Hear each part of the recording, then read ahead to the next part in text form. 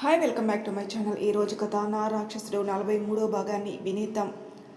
రావణ్ ఆఫీస్లో ఆలోచిస్తూ కూర్చొని ఏంట్రా ఇది, నువ్వు చేస్తుంది రైటేనా అని నువ్వనుకుంటున్నావా? ఇంట్లో వాళ్ళు నీ గురించి ఎంతలా ఆలోచిస్తున్నారు అని అంటారు. ఒక్కసారైనా వాళ్ళ గురించి నువ్వు ఆలోచించావా? నువ్వు ఇలా ఉంటే సీతని ఎలా తీసుకొని రావాలి చెప్పు. నువ్వు ధైర్యంగా ఉంటేనే కదా ఇంట్లో వాళ్ళు కూడా చాలా ధైర్యంగా ఉంటారు. ఇప్పటికే నిన్ను చూస్తే భరత్ వాళ్ళు ఉనికిపోతున్నారు. తనకి పెళ్లి జరిగి ఒక అమ్మాయి జీవితం నాశనం కాకుండా ఆపేశావు. భరత్ గురించి నిజాలు బయటపెట్టి తను అరెస్ట్ అయ్యేలా చేస్తావు. ఎంతోమంది అమ్మాయిల జీవితాలు సేవ్ చేశావు. కానీ నీ మనసులో చాలా బాధ ఉంది అని నాకు తెలుసు. కాదు అని నేను అనడం లేదు. నువ్వు పెళ్లి చేసుకున్న నీ భార్య నీకు దూరం అయితే ఏ అబ్బాయికైనా చాలా కష్టంగానే ఉంటుంది. మీ పరిస్థితుల్లో నేనున్నాను సరే, కానీ అందరికీ ధైర్యం చెప్పాల్సిన నువ్వు ఇలా కుమిలిపోతే ఎలా చెప్పు అనుకుంటూ తనని ఓదార్చే ప్రయత్నం చేస్తాడు కౌశిక్. మనం ఒక వ్యక్తిని అంచనా వేయడం చాలా కష్టం కౌశిక్. ఎంత జాగ్రత్త పడ్డాను, సీతకి ఏం కాకుండా ఏ లోటు లేకుండా చూసుకోవాలనుకున్నాను. అలాంటిది సీత ఈరోజు నాకు దూరంగా వెళ్ళిపోతుందని అస్సలు అనుకోలేదు. బాధ లేకుండా ఎలా ఉంటుందరా? నా ప్రాణం నా నుంచి దూరంగా వెళ్ళిపోయిన తర్వాత బాధ లేకుండా ఎలా ఉంటుంది? నేను బ్రతికి ఉండి కూడా ఒక జీవత్యంలా మిగిలిపోయాను. అలాంటిది ఎలా ధైర్యంగా ఉండమని చెప్తున్నావు చెప్పు. అమ్మ వాళ్ళను కూడా ధైర్యంగా ఎలా ఉంచగలుగుతాను? ఒక్కసారైనా ఆలోచించావా నువ్వు? నన్ను అమ్మ వాళ్ళని కలిపింది. చాలా సంతోషంగా ఉన్నాను. మా లైఫ్లో ఇలాంటి పరిస్థితి వస్తుంది అని అస్సలు అనుకోలేదు. ఇన్ని రోజులు అమ్మ వాళ్ళకి దూరంగా ఉన్నందుకు చాలా బాధపడ్డాను. ఆ బాధని తన మాటల్లో దూరం చేసిందిరా సీత. మమ్మల్ని ఒక్కటి చేసింది. నువ్వు అంటున్నది నిజమే, కాదు అనడం లేదు. బట్ తన కోసం మనం వెతకాలి కదరా. మనం తన కోసం వెళ్ళని ప్లేస్ అంటూ ఉందా? కంప్లైంట్ ఇవ్వని పోలీస్ స్టేషన్ అంతా ఉందా కౌశిక్? తప్పకుండా తను ఎక్కడో ఉందో త్వరలోనే తెలుస్తుందిరా. కాస్త నువ్వు ధైర్యంగా ఉండు. చూడు, ఇలా పిచ్చివాడిలా మారిపోతే ఎలా చెప్పు? రేపు సీత ఇక్కడికి వచ్చిన తర్వాత నిన్ను చూసి నవ్వుతుందేమో అంటూ వీళ్ళిద్దరూ మాట్లాడుకుంటున్న మాటలన్నీ వింటూ ఉన్న వ్యక్తి గర్వంతో నవ్వుతూ తన మీసాలు మెలిపెడుతూ ఉంటాడు. వాళ్ళ మాటలు వింటున్న వ్యక్తికి ఒకవైపు సంతోషంగా ఉంటుంది, మరొక వైపు తన రెండు కనుబొమ్మలు ముడిచి ఆలోచనలో పడతాడు. అంటే ఏంటి, భరత్ని పట్టించారా? ఈ ఇన్ఫర్మేషన్ నాకెందుకు రాలేదు ఇంకా? అది ఎలా సాధ్యమైంది వాళ్ళకి అంటూ ఆలోచిస్తూ ఉండగా అప్పుడే తన ఫోన్ రింగ్ అవుతుంది. ఆ స్క్రీన్ మీద కనిపిస్తున్న నెంబర్ చూసి కాల్ లిఫ్ట్ చేస్తాడు. భరత్ వాళ్ళ నాన్నగారు. ఏం చేస్తున్నావు కేశవ్? ఇక్కడ ఏం జరుగుతుందో ఏమైనా తెలుసుకుంటున్నావా లేదా? నా కొడుకుల్ని పోలీసులు అరెస్ట్ చేశారు. 24 గంటలు గడిచింది. నీ నుంచి కనీసం ఒక రిప్లై కూడా లేదు. నిన్ను నమ్మే కదా ఇలాంటి పనులు చేయడంలో నీకు సహాయం చేశారు వాళ్ళు. అలాంటిది కనీసం మమ్మల్ని పట్టించుకోవడమే మానేశావు నువ్వు. అంతేలే, ఆస్తి పెరిగే కొద్దీ మనిషిలో అహంకారం కూడా పెరిగిపోతుంది. ఇప్పుడు నువ్వు కూడా మా వైపు చూడటం లేదు. Stop it uncle. పెద్దవాళ్ళు కాబట్టి గౌరవం ఇచ్చి మాట్లాడుతున్నాను. ఈ ప్లేస్లో ఎవరైనా ఉంటే మాట్లాడడానికి నాలుగు లేకుండా చేసేవాని. అసలు ఇంత పెద్ద గొడవ జరిగిన తర్వాత కూడా నాకు ఇంకా ఇన్ఫర్మేషన్ అందలేదు అంటే అసలు వాళ్ళు ఏమైపోయారు అని ఆలోచిస్తున్నాను. అండ్ అలాగే ఇంకొక విషయం, నేనున్నాను కాబట్టి ఇంకా మీరు ప్రాణాలతో ఉన్నారు. లేకుంటే మీరు చేసిన అప్పులకి ఊబిలో పడిపోయేవాళ్ళు. మిమ్మల్ని ఈ స్థాయికి తీసుకురావడానికి కారణం నేను. నా గురించి మాట్లాడే ముందు వెనక ముందు ఆలోచించి మాట్లాడితే బాగుంటుంది. నాతో మీరు ఇలా ఎందుకు బిహేవ్ చేశారో ఊహించలేని అంత అమాయకులనైతే కాదు.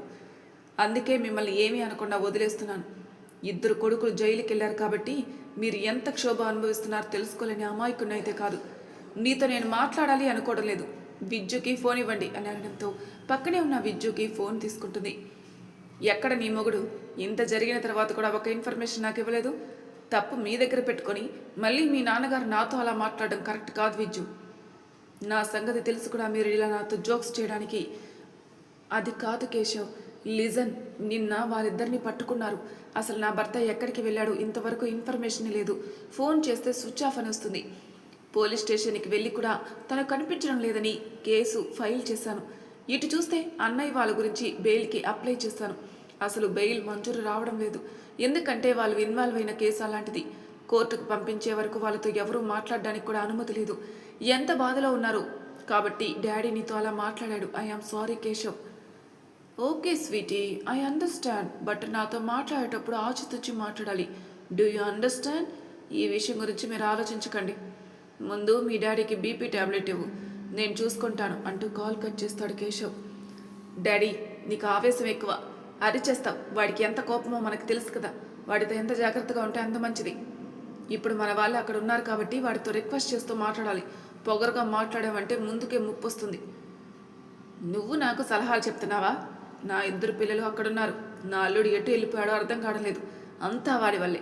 ఒకప్పుడు తినడానికి గతి లేదు వాడికి. అలాంటి వాటిని చేరదీస్తే ఈ స్థాయికి వచ్చాడు.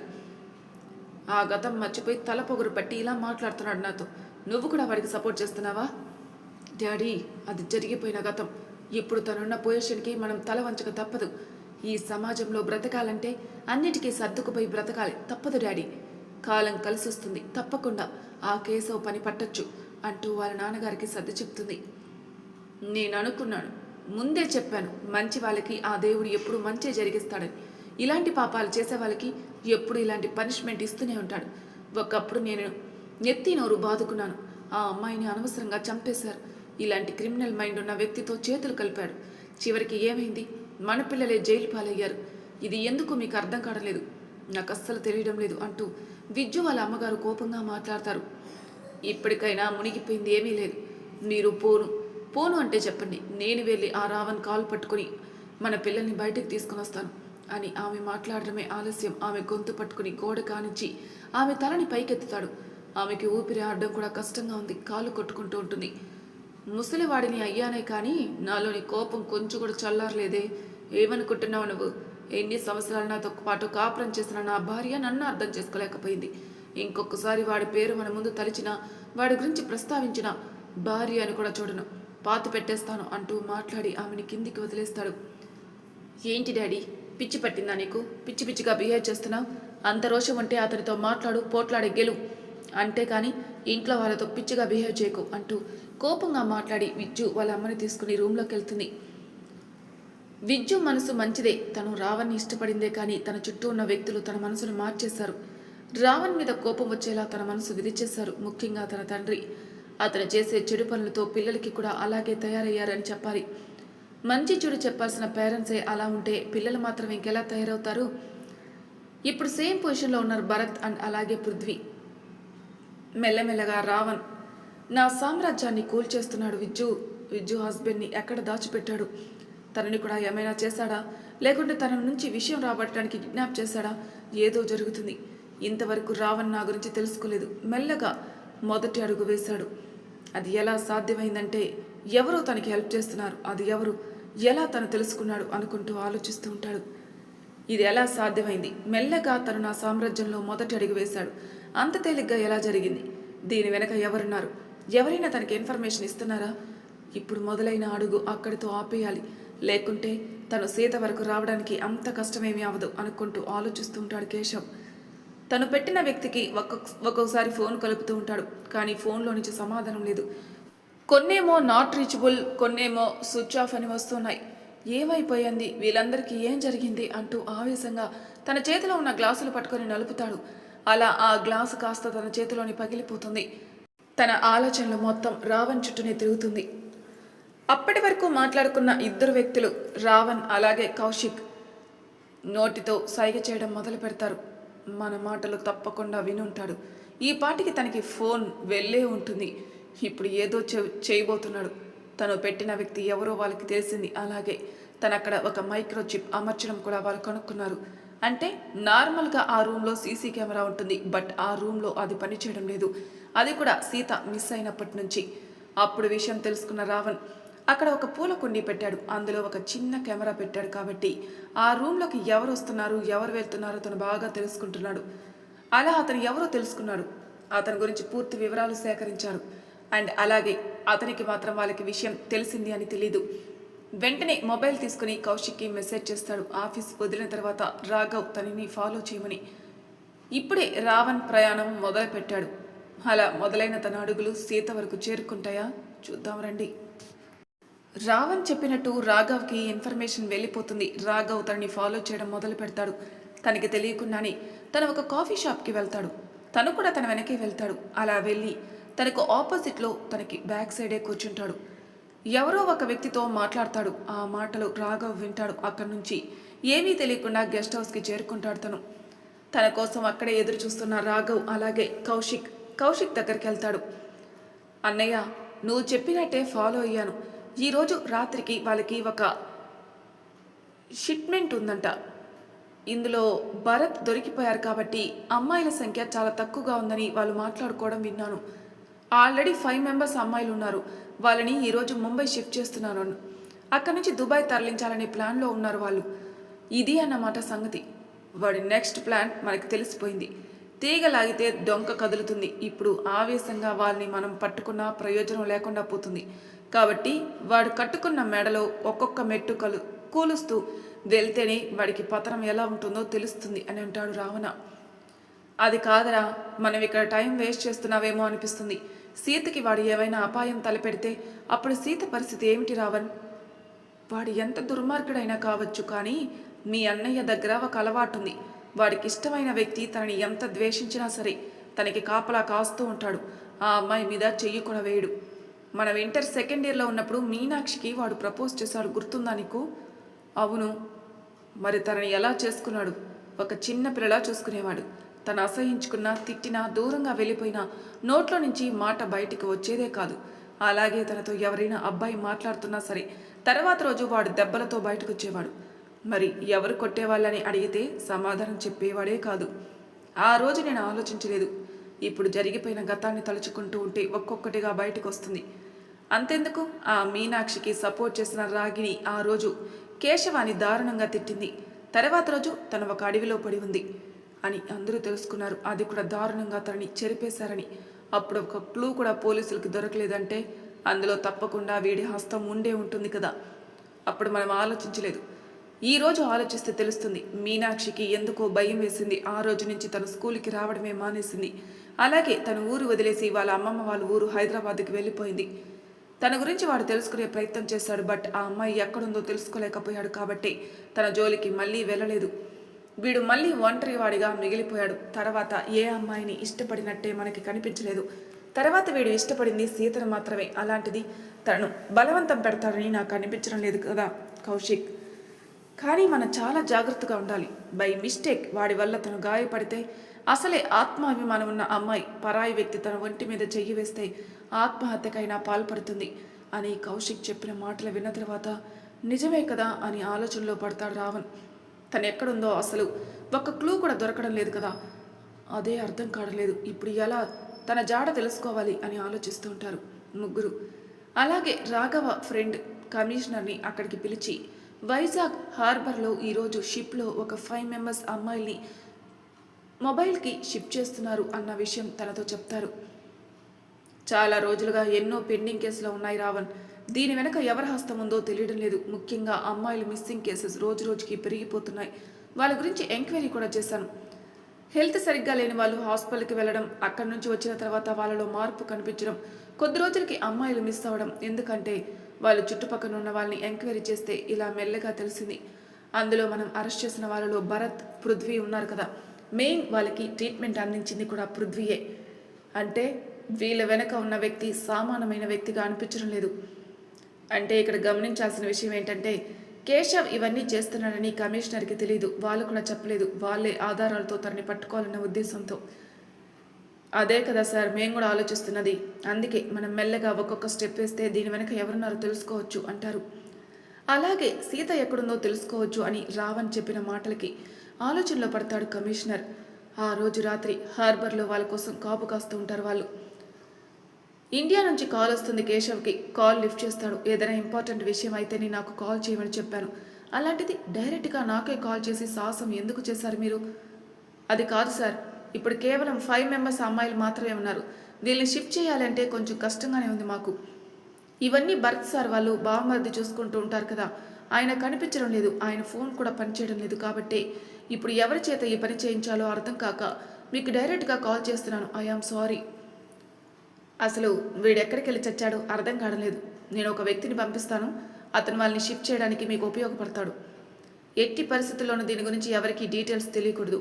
ఆల్రెడీ ఇప్పటికే 10 డేస్ లేట్ అయిపోయింది. ఇంకా లేట్ చేస్తే అక్కడి నుంచి రావాల్సిన పేమెంట్ మొత్తం ఆగిపోతుంది. జాగ్రత్త, కొంచెం తేడా జరిగితే మీ ప్రాణాలు గాల్లో కలిసిపోతాయి అని కేశవ్ మాట్లాడిన మాటలకి భయంతో వణికిపోతారు వాళ్ళు. ఎందుకంటే తను అంత క్రూరుడు కాబట్టి, అండ్ అలాగే ఫ్యామిలీలో పిల్లలు కలిగిన వాళ్ళు కాబట్టి. అలాగే సార్ అంటూ భయంగా కాల్ కట్ చేస్తాడు. ఏమైందిరా? ఏం చేద్దాం చెప్పు. ఇలాంటి పనిలో ఇరుక్కున్నందుకు చస్తూ బతకాల్సిందే. సార్ ఎవరినో పంపిస్తారంట, అతను వచ్చే వరకు మనం ఎదురు చూడాల్సిందే అంటూ వాళ్ళలో వాళ్ళు మాట్లాడుకుంటూ ఉంటారు. తప్పు చేసే వాళ్ళకి ఎప్పుడో భయం నీడలా వెంటాడుతూ ఉంటుందట. ఇప్పుడు వాళ్ళ పరిస్థితి కూడా అదే. చాలా కోపంగా ఇంటికి బయలుదేరుతారు. తను ఏం జరిగిందో అర్థం కావట్లేదు. తనే వెళ్ళి అన్ని డీటెయిల్స్ తెలుసుకోవాలనిపిస్తుంది. బట్ అక్కడికి వెళ్తే త్వరగా దొరికే అవకాశం ఉంది కదా అనుకుంటూ ఆలోచిస్తూ ఉంటాడు. అప్పటికే టైం 10:30 అవడంతో సీత గదిలోకి వెళ్ళి తొంగి చూస్తాడు. ప్రశాంతంగా నిద్రపోతూ కనిపిస్తుంది సీత. అలా తన వైపు చూసిన తర్వాత అప్పటి వరకు తన పడిన టెన్షన్ మొత్తం పూర్తిగా మాయమైపోతుంది. అదే గదిలో ఉంటున్న జూలీ తనని చూసి బయటకు వచ్చేస్తుంది. ఏం మాట్లాడకుండా తన ఎదురుగా నిలబడుతుంది. అలా తన చేయి పట్టి తనని బయటికి తీసుకుని వస్తాడు. సార్, మేడంతో ఏమైనా మాట్లాడతారా అని అడుగుతాడు. తన నోటి మీద చేతులు పెట్టి మాట్లాడొద్దు అని సైగ చేస్తాడు. తనని చూస్తే భయం వేస్తుంది జూలీకి. అలా తనతో పాటు తన గదికి తీసుకుని వెళ్తాడు. సరే, అలసిపోయి వచ్చారు కదా, మీకేమైనా కావాలా? నేను భోజనం సిద్ధం చేస్తాను అంటూ అక్కడి నుంచి తప్పించుకునే ప్రయత్నం చేస్తుంది. అవన్నీ చూడ్డానికి చాలామంది ఉన్నారు. స్పెషల్లీ నిన్నిక్కడ ఎందుకు పెట్టానో నీకు తెలుసు కదా, మరెందుకు ఇక్కడి నుంచి తప్పించుకునే ప్రయత్నాలు చేయాలి అనుకుంటున్నావు అంటూ తన నడుం చుట్టూ చెయ్యి వేసి తనని దగ్గరికి తీసుకుంటాడు. భయం వేస్తుంది తనకి. అది కాదు సార్ అంటూ వణుకుతున్న తన పెదవులతో చెప్తుంది. నోట్లో నుంచి మాట బయటికి రాకూడదు. నేనేం చేసినా మౌనంగా ఉండాలి. మీ అమ్మగారికి ఆపరేషన్ అయిపోయింది కదా. అవును, దానికి కారణం మీరే కదా. చాలా థ్యాంక్స్ సార్. అమ్మ ఇప్పుడు ఆరోగ్యంగా ఉంది. వాళ్ళు ప్రాణాలతో ఉండాలంటే నువ్వు నేను చెప్పినట్టు వినాలి. నోట్లో నుంచి మాట బయటికి రాకూడదు అంటూ తనని బెదిరిస్తూ తన పెదవుల్ని అందుకుంటాడు. వణికిపోతుంది జూలీ. సార్, ఇది తప్పు సార్. తప్పు అని నువ్వు నాకు చెప్పకూడదు అంటూ తన ఒంటి మీదున్న వస్త్రాల్ని ఒక్కొక్కటిగా చెరిపేస్తూ ఉంటారు. అలా తను చేస్తూ ఉన్న పనులకి సిగ్గుతో చచ్చిపోతుంది. తను అవసరాల కోసం తన దగ్గర పనిచేయడానికి వచ్చింది. సీతకి కాపలాగా తనని తీసుకొచ్చాడు అనుకోండి. ఇలా తన అవసరం కోసం తనని ఇక్కడికి తీసుకొచ్చాడని ఊహించలేదు తను. ఇప్పుడు తన పట్ల బిహేవ్ చేస్తున్న పద్ధతికి తనకి నచ్చడం లేదు. కానీ వాళ్ళ అమ్మ క్షేమం కోసం కాదు అనలేకపోతుంది. ఆ లైట్ వెలుతురులో తన అందాలు తన కళ్ళకి ఆకర్షణీయంగా బెదిరిస్తూ కనిపిస్తూ ఉంటాయి. What a sexy body. నిన్ను చూస్తూ ఉంటే కొరుక్కు తినాలనిపిస్తుంది. అయినా ఎన్ని రోజులు నా కంట పడకుండా ఎలా తప్పించుకున్నావో అదే ఆశ్చర్యంగా ఉంది అంటూ తన అణువణువు సృష్టిస్తూ తనని లోబరుచుకునే ప్రయత్నం చేస్తాడు.